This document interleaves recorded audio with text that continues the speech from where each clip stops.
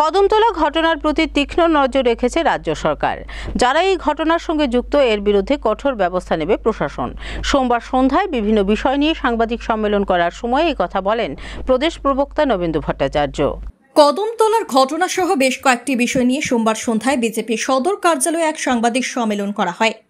সাংবাদিক সম্মেলন প্রদেশ প্রবক্তা নবেন্দু ভট্টাচার্য ছাড়াও মিডিয়া ইনচার্জ সুনীত সরকার সহ অন্যান্যরা উপস্থিত ছিলেন। এদিন সাংবাদিক সম্মেলন করার সময় প্রদেশ প্রবক্তা বলেন, কদমতলার ঘটনার প্রতি তীক্ষ্ণ নজর রেখেছে রাজ্য সরকার। ঘটনাস্থলে পুলিশের শীর্ষ আধিকারিকদের পাঠানো হয়েছে। যারা এই ঘটনার সঙ্গে সরাসরি এবং পরোক্ষভাবে যুক্ত তাদের বিরুদ্ধে কঠোর ব্যবস্থা নেবে প্রশাসন।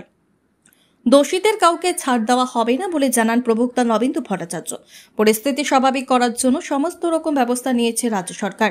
তিনি উল্লেখ করতে গিয়ে বলেন, পুজোর সময় অস্থির বাতাবরণ তৈরি করার জন্য প্রচেষ্টা নিয়েছে কয়েকজন। তারা দুর্গাপুজোর আনন্দকে বিঘ্নিত করার চেষ্টা করছে, কিন্তু রাজ্যে দুর্গাপূজা হবে এবং শান্তিতেই হবে। পাশাপাশি সাংবাদিক সম্মেলন থেকে কদমতলার ঘটনায় রাজ্য সরকারকে অবস্থানকে সমর্থন জানিয়েছে বিজেপি দল। তাছাড়াও বিরোধী দলের বিধায়ক কর্তৃক বেসরকারি হাসপাতাল স্থাপন নিয়ে মুখ্যমন্ত্রীকে জড়িয়ে যে বক্তব্য পেশ করা হয়েছে তার তীব্র বিরোধিতা করে বিজেপি দল। এছাড়াও বিভিন্ন বিষয় নিয়ে এদিন সাংবাদিকদের সম্মুখে তুলে ধরেন প্রদেশ প্রবক্তা নবেন্দু ভট্টাচার্য। পুলিশ তদন্ত করছে, আমরা সুনির্দিষ্টভাবে আমরা জানি অনেক কিছু। ভারতীয় জনতা পার্টির কার্যকর্তারা সেখানে সক্রিয় রয়েছে, তাদের মাধ্যমে আমরা আমাদের বুথ স্তর পর্যন্ত কাজ রয়েছে, ফলে তাদের মাধ্যমে আমরা অনেক খবর পেয়েছি, অনেক তথ্য আমাদের কাছে আছে। তদন্তের স্বার্থে আমরা এগুলি প্রকাশ করব না।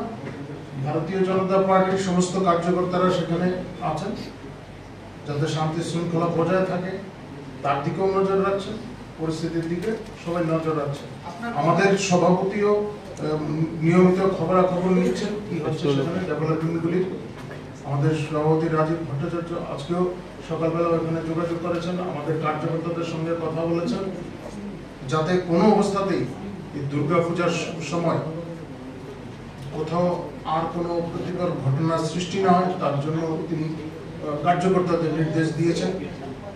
আরেকটা বিষয় হচ্ছে, তিনি এও বলেছেন আমাদের কার্যকর্তা যাতে কেউই কোনোভাবে প্ররোচনার ফাঁদে পা না দেন তার জন্য নির্দেশ দেওয়া হয়েছে।